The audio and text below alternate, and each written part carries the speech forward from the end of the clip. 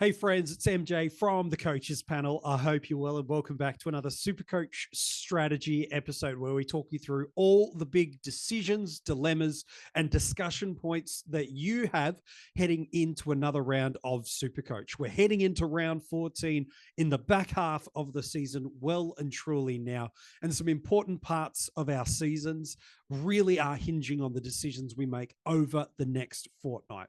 The trade decisions you make with upgrades and downgrades can very, very quickly determine whether or not your team is successful in leagues, successful in rankings, successful in personal bests, or whether you find yourself slipping and drifting just a little bit further and further away from where ideally you'd like to sit yourself in your 2024 Supercoach season.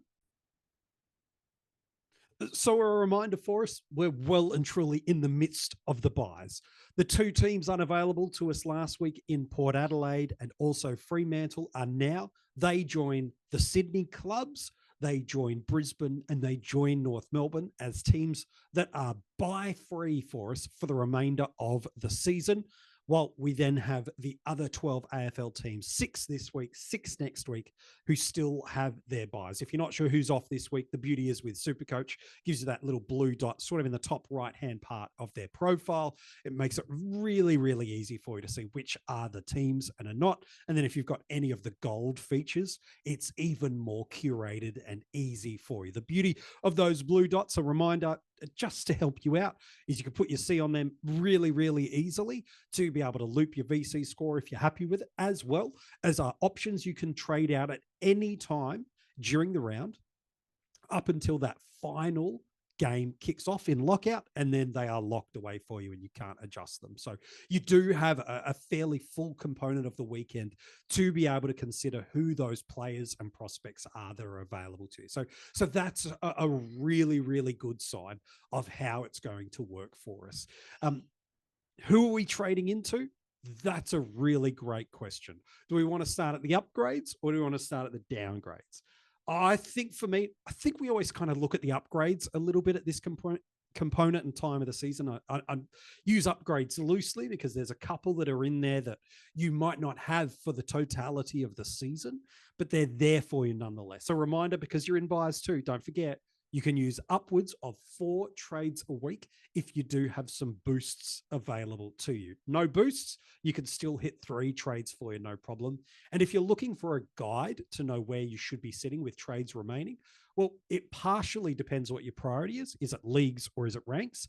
But then it also sits in part with how many rookies do you still have sitting in your side and players that you're happy to loop through at D6, D7, M8, M9, F6, F7, those kind of elements. But for the most part, I think coaches, if not this week, certainly after the moves you make at the heading into round 15, you should be, if not knocking on the door, tipped over into single digit trades if you've been forcefully upgrading your team to the cadence that kind of keeps you up with the rest of the pack anyway. So who are we going to talk about? Let's look at the upgrades, the downgrades. There are a few good options, but let's look at the upgrades that people could be considering, and I'll give you my take on them. First up, in the defensive line, you've got a Jordan Clark sitting at that $580,000. He's got a really nice average and a 3-round rolling average where his lowest score is a 127. His peak score is a 151. From a price perspective, he does look really inviting for us at the moment, but these 3 weeks have arguably been the best 3 weeks of scoring of his Supercoach career. And for me, while I'm all in for trading into guys that are on a hot stretch, I do feel like this is partially quite unsustainable for the next little while. While there's a couple of nice matchup games that sit through there, there's also some games I'm a little intrigued and concerned about. One of those is in 3 weeks' time against the Swans. We've seen James Jordan play a tagging role on a variety of different types of defenders. Both the interceptor, we saw that against Tom Stewart just last week, and also then the run and carry distribution ball user. And we've seen that with players like a Lockie Whitfield. And Jordan really is hamstringing our premiums incredibly well. And so I'm not super keen for one reason because of the buy. It's gone. Yep, great. One of the things I'm a little bit intrigued about is who does that tag go to in a couple of weeks' time. It's either him or Ryan, absolutely. The other element is, what does a Brennan Cox doing come back into this side do? It's not so much the identical players, but just a shift in that dynamic of that back line. And again, as much as he's in career high form at the moment, I'm paying a lot of salary cap at the moment for a guy that up until the past 3 weeks has been a great starting selection. But you're not trading into a guy for what he's been. You're trading into a guy for what he's about to do.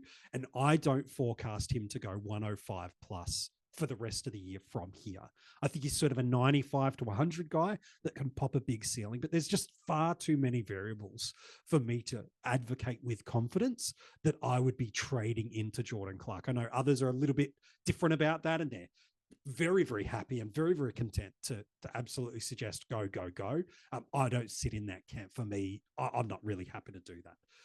I'd much rather go into his teammate, granted, who's nearly 100,000 more at 666,700. But Luke, while clearly in career high, going at 129, what you've actually seen, even over these last 3 weeks, is he's pretty much hitting in and around his numbers anyway. The Bulldogs is a pretty reasonable matchup for him.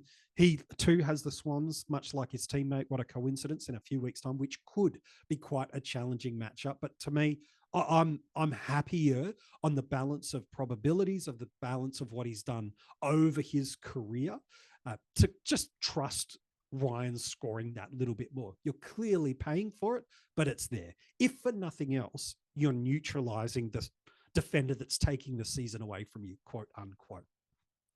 So if I had money to just absolutely burn in my back line, and I'm worried that there's one player that's popular in ownership that I don't have, Ryan probably sits into that category. Now, can you go and get some cheaper prospects that will score comparable to him? Look, maybe not, but you might be able to make it up over a multitude of trade upgrades rather than just a singular like for like. So I'm very, very comfortable and happy to advocate for trading into a Luke Ryan. He's clearly at peak price as far as I'm concerned, but he's now showing year on year on year that he's one of, if not the best defender for us in SuperCoach this year.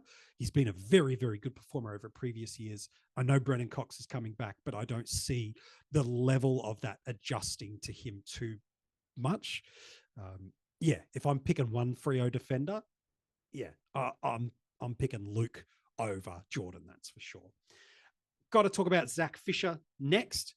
I know he's not one of the two teams that's coming off the bye, but he's still a prospect that I think we should be considering, given that he is off the bye. And again, if you're struggling to have a little bit of cash flow, you're not really happy with what your F6, D5, D6, F5, that kind of spot looks like, Fisher provides great versatility. And although his teammate in Dawson is out for the foreseeable future, is why I was quite comfortable advocating for Dawson as a trade-in a few weeks ago, and last week especially, was he just provides you that element of positional versatility where you can make movements to your squad. Him, Sexton, Comben, Buku Karmas, if you're still rolling around with him, amongst others, that you could make those kind of moves. But for 140,000 difference, you're not getting a crazy gap at this stage with Fisher in contrast to Ryan. So I understand why, and probably would agree with the sentiment that you're getting Fisher over Ryan. 3 scores. In fact, I think his last 5 weeks have been excellent. Nothing over 113 in his last 3. Still priced at value based on what he's delivering.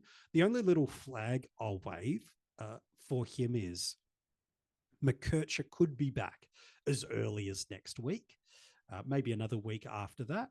And I do forecast that Clarko and North Melbourne in general will continue to move the player magnets around just that little bit over these remaining 10 to 12 games as they continue to learn, look, and see. And what we know about Fisher is when he's sharing this distribution role, whether it be with McKercher, with Sheasel, or another, he's okay as a scorer.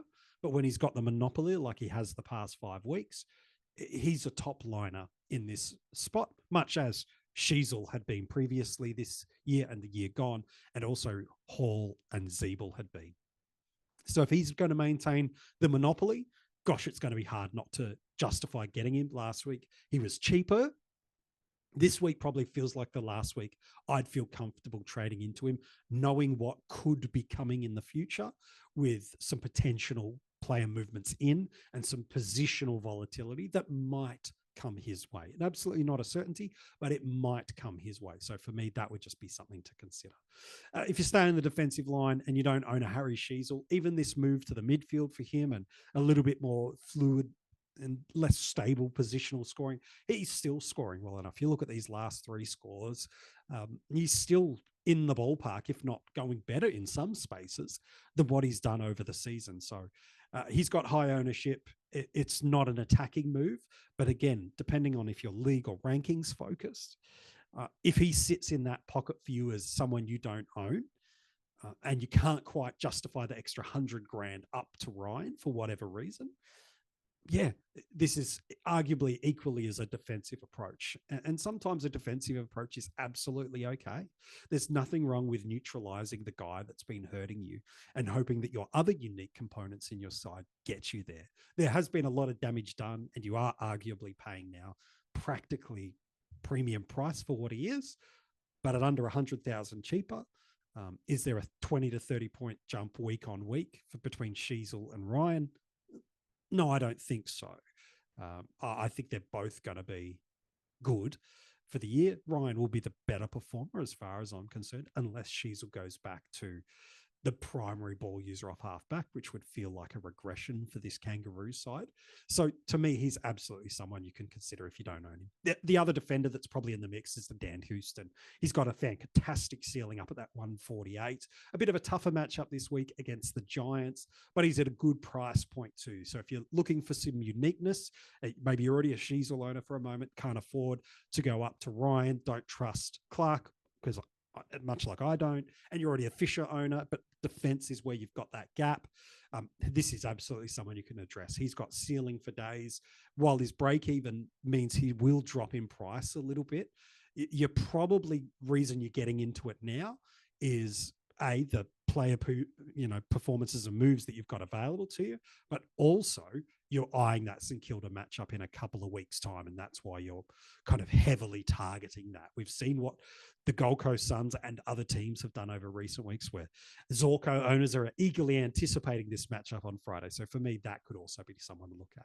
If we head into the midfield, at just under 630K is Caleb Sarong. Got a monster break even, so I couldn't advocate for getting into him this week. That said, he's got a pretty good history against the Bulldogs of late in Supercoach, but at 176 break even, it's probably someone you're looking to get into in the next couple of weeks. And as brilliant as he's been, he's not as strong over these last 3 to 5 weeks as he was over the 5 weeks prior. So when you've got guys like a Connor Rozee that could be bargain basement cheap, and we'll talk about him soon, you've got a Tom Green who's a bargain basement price. Now, none of these guys have set the season on fire, certainly over the past 2 months, both for different reasons, both injury related, but different reasons. It is hard to lose too much sight of the value we've got. But again, I wouldn't be getting Sarong this week, but absolutely could see why he would be appealing to coaches. I feel like once they get through these next 3 weeks, the fixture really opens up even more so for Fremantle. So maybe that might be the case, that you navigate your way through the buys. I'd expect Rowbottom to run with him in that Swans matchup in a few weeks' time. Rao might make it a bit physical for him at stoppage. I still think it'd be good.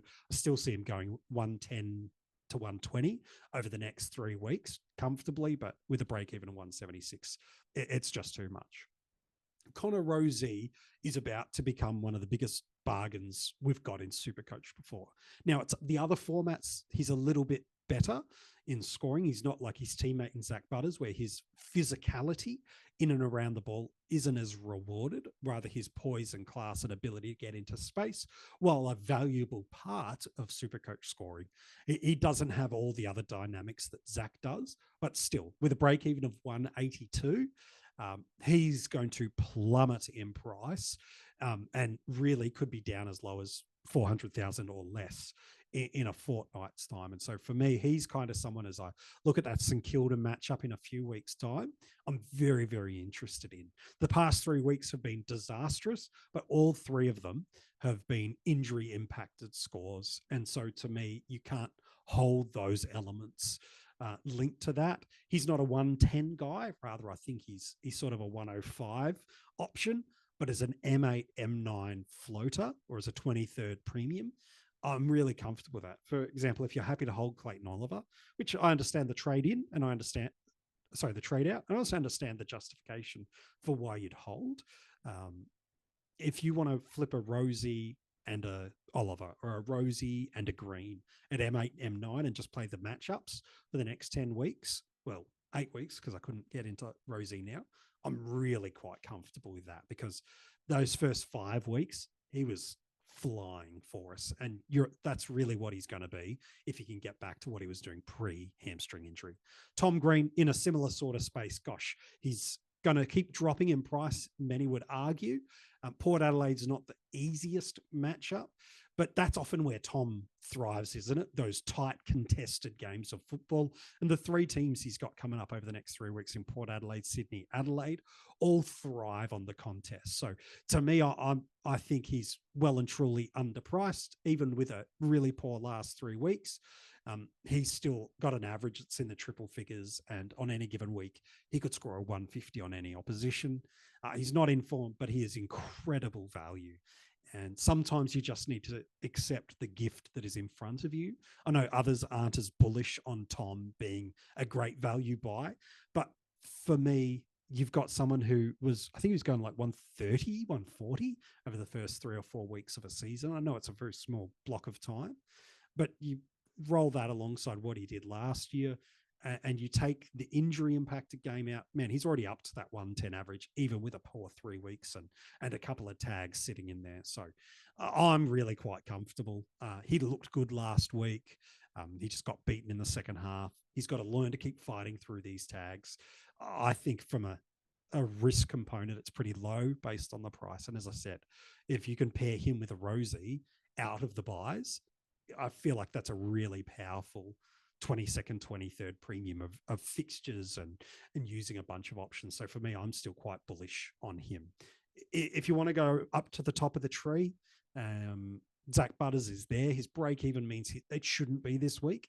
But again, I can understand why people would want to do it, given there's some good matchups that are rolling through there. He does have ceiling. Even on his bad games, he limps to a high 90s score. So I understand the appeal about Zach.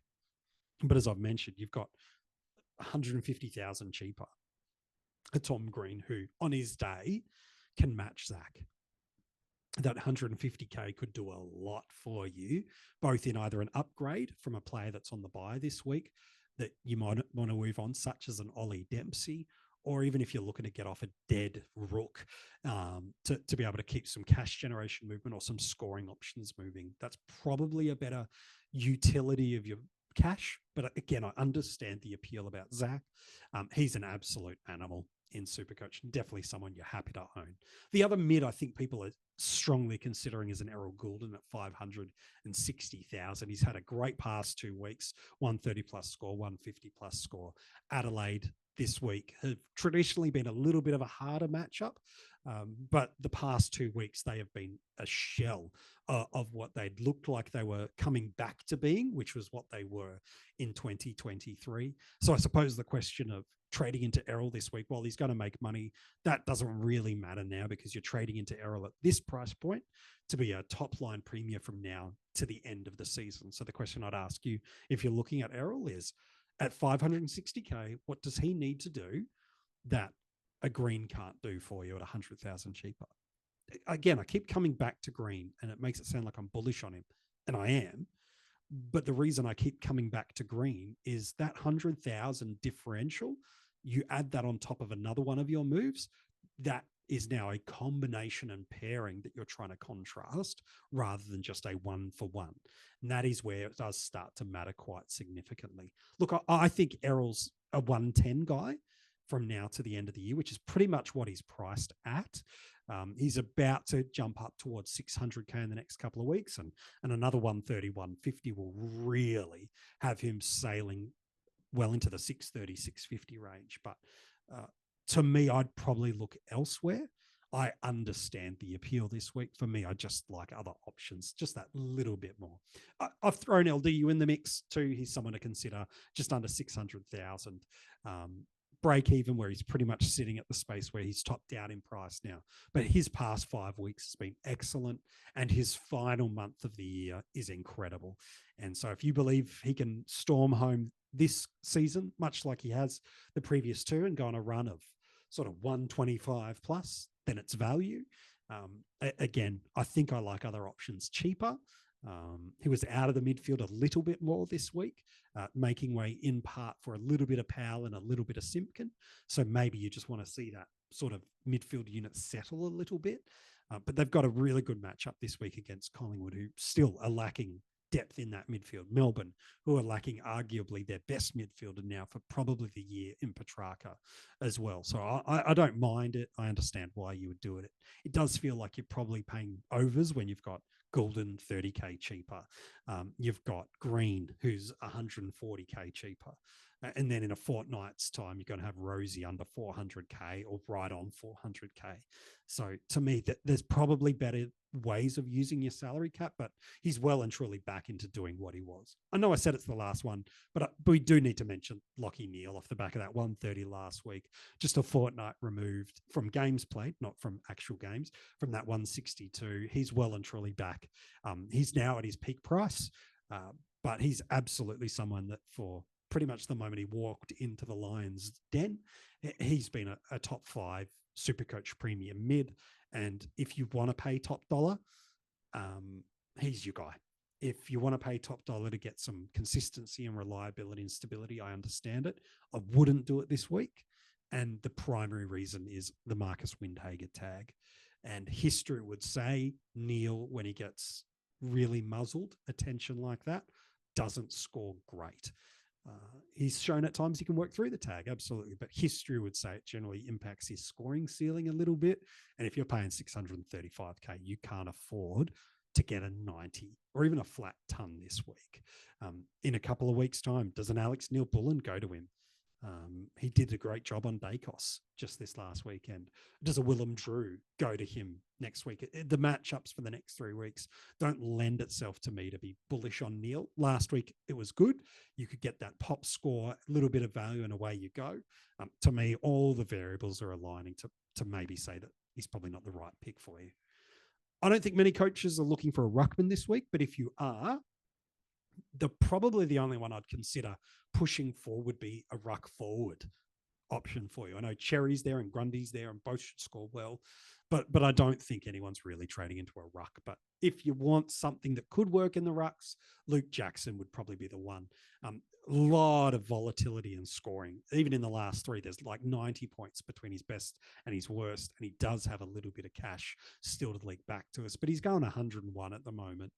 And I still expect Darcy to miss 2 to 3 games for the rest of the year. That's what history would tell me he's going to be able to do. And even just what he did the week before the bye against Melbourne, he impacted a couple of goals, was really good around the ground and hit that high 90s. If you're already a Zorko owner, Heaney owner, Flanders owner, Fisher owner, and you're kind of going, what do I like? Jackson could be really, really helpful, especially, we'll talk about downgrades in a sec, if you're looking at a Nathan Kruger type and or you already own a Heath, a Barnett, I think Livingston's the other West Coast Eagle, ruck forward to just open up that loop and again, create more depth of available options on field while not costing yourself trades. We're going to get to that point in the year. If you haven't got there already, it's coming, where you are wanting to trade into guys to build depth on your squad, not just bench hygiene for cash generation, but bench hygiene so that precious trades will start to become now for longer and season-long injuries, not just he's missing 2 weeks, I can ship him off.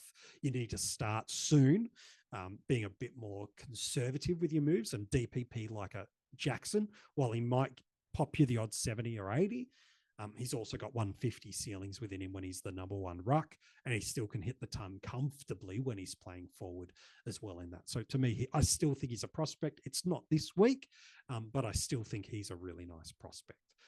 The other 2 players I want to put on the table for you to consider is Dane Zorko. Everything about his break even says don't do it this week. But what I like about Dane is nearly 600K. Don't like the price tag, and the 187 break even I don't love either. But what I love is the matchup this week. Is we know that he can hit 150s, 160s, and he's taken seasons away from coaches already at the moment. And so I like Dane as a prospect. I probably wouldn't do it this week, just if you're thinking about dollars. But if you don't care about the money and all you care about is the score, then 1,000% get into Zorko, because St Kilda are comfortable to give as many marks and as much possession and as much disposal to opposition teams in the defensive half of the ground. And Zorko dominates in that space. I think it was 5 or 6 Suns players just last week alone had double figure marks. And Zorko's ability to run and carry and link up is even more desperate than Sam Flanders, whose is pretty high and scored, I think it's what was a 150 something for us last week in Supercoach. So I definitely have Zorko penciled in to be in that range. You are overpaying for him, undoubtedly, but you're paying for the expectation of the score this week. That's what you're pushing for and nothing else. You're wanting the big pop score this week, and you're justifying it by knowing he's the forward you don't have that could take the rest of the season away from you. Sometimes while value is important and critical, and we've talked about that with the midfielders of don't overpay, the difference is outside of Flanders, Heaney, and probably Fisher, he's the only other guy that's got the potential at the moment to really run away from you. So I'm very, very comfortable paying the almost 600K to get Zorko, but it would be with the premise that he's your VC this week and knowing that he's going to drop value. And I'm quite okay with that. I'm absolutely okay with that. And the reason I'm okay with that is we've still got such great value around at the moment. I've mentioned Rosie and a fortnight. Green's still sitting in there. Fisher, I think, is still value for this week alone. Jackson, I still think, is a decent pick. And then you've got a guy in Jai Simpkin that I think is really worthy of a conversation. 361,900. The average isn't pretty, but a lot of those have some concussion impacts and not a inside centre bounce midfield role. They've clearly been conservative with him, both how they use him and just building him up in confidence in his body to be able to do it. And he had the most centre bounces he's had all year on the weekend, and it resulted in a monster score of 129. Now, he's got a history of being a 90 sort of guy in Supercoach when he sits in that midfield role. And I don't see any reason why they would change that. It was so successful for them. Yeah, they only beat West Coast, but this is one of the 3 or 4 teams that I think North Melbourne fans and coaching staff anticipated that they could win and should be competitive against. So why would they change that up would be my push to that. But the reason you're looking at Simpkin isn't just because he's undeniable value, is because now that he's got mid-forward status, he can become the 23rd, 24th premium in your team. A player like Fisher can cover your defensive line at D6 if required, if you've got a Dawson or a Comburn or a Karmas rolling through there. You look at that rosy green style combination at M8, M9. Okay, now you've got fixtures and loops and value getting you there. I think Simpkin is the kind of guy that could do that for you too at F6, M8, if you ever got stuck with multi injuries. To me, he's just the kind of guy that if he ends up sticking on your field over the next 10 weeks, happy days.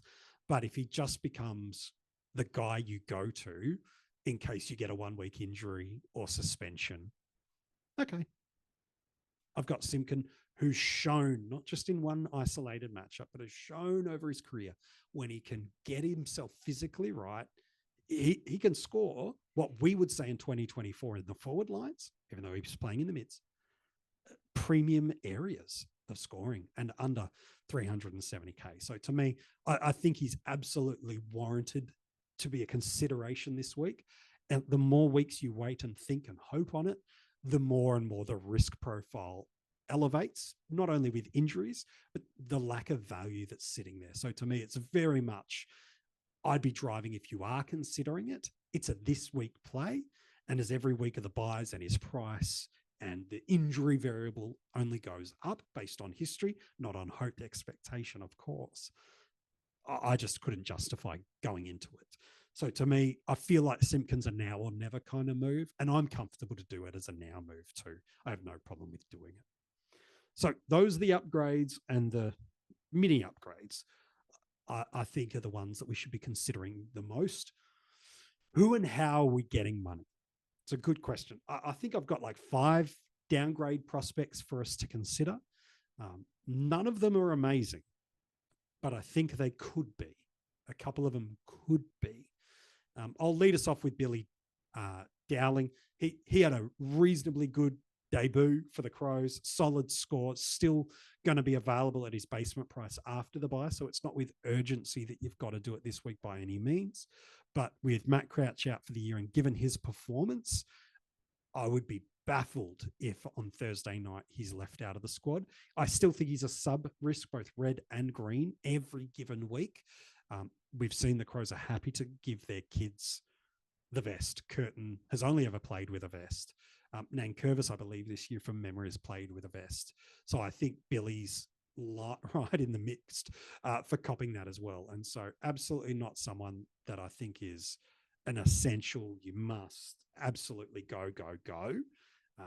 But he's there. He's in the mix. You can wait a fortnight, given the Crows have the bye next week. But he barring injury, will play.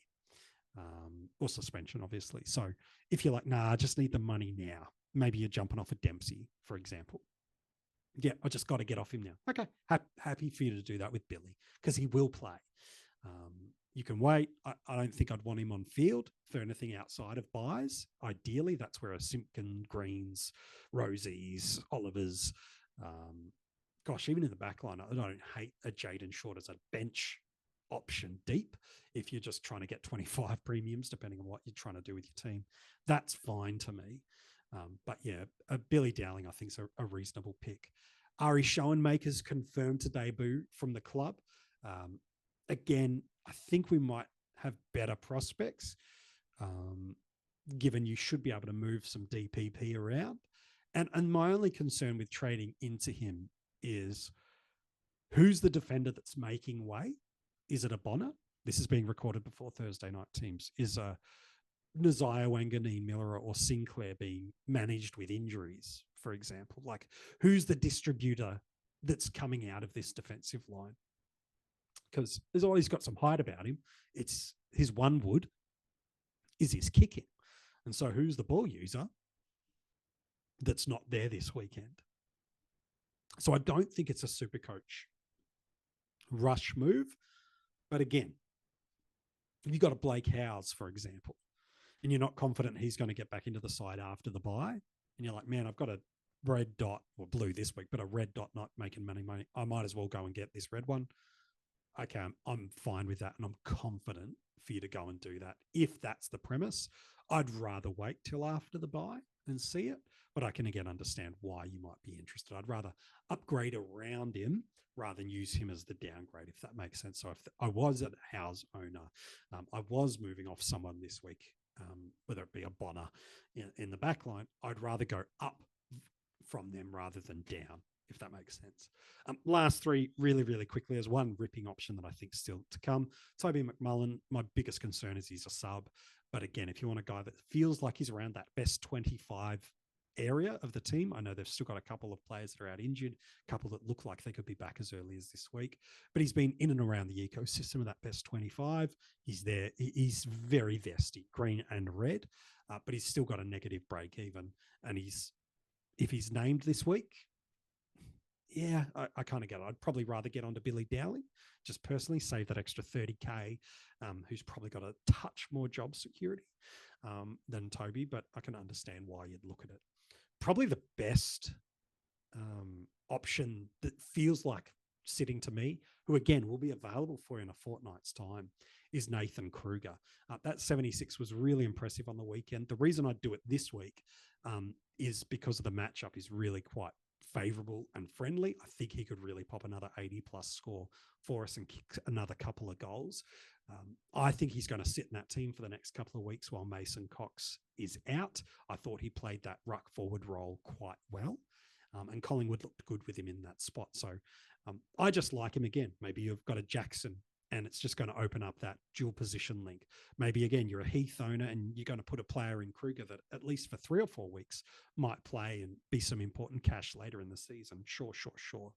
But to me, he's probably the one that if I was downgrading to someone this week at under 150,000 that I needed on field, that I'd hoped could get into my 18, and it looks like they're going to get a good couple of weeks of opportunity, Nathan's the one. And then the last one is a Kieran Strawn. Again, I'd rather wait till after the bye with Kieran. Groin issue is a little alarming that he tightened up a little bit on his first full AFL game. He will have a favourable break even if he's named this week and plays again. It'll be quite a favourable break even if he gets through the game. I thought he looked okay, but he certainly wasn't incredible. So to me, Kieran Strawn, I think, is a play. But if I was trading into any ruck, I'd rather go for Kruger this week because of A, DPP, B, I think he's got a little bit more job security, and C, I think he's got a better scoring prospect this week. As good as Kieran could be, Grundy's not an easy matchup. So for me, I'd probably be a little bit more hesitant. And that's my thoughts this week on SuperCoach, your upgrades, your downgrades, and some moves you could make along the way. If you're watching this on YouTube, hey, thank you for doing so. But we'd love to know your thoughts. Who are you trading into this week? You can comment below and let me know. If you haven't subscribed to the channel yet, it's not too late. You can still do that. And then if you're listening to this audio podcast, make sure you leave it a 5-star rating and review. And you can always join our Patreon supporter group. There's a ton of great exclusive rewards they are getting year-round, pre-season, post-season, and all season long. If you'd love to join our Patreon supporter group, all the details are in the description of this podcast episode. Hey, thanks so much for tuning in. We can't wait to be back with you again next week talking all things SuperCoach.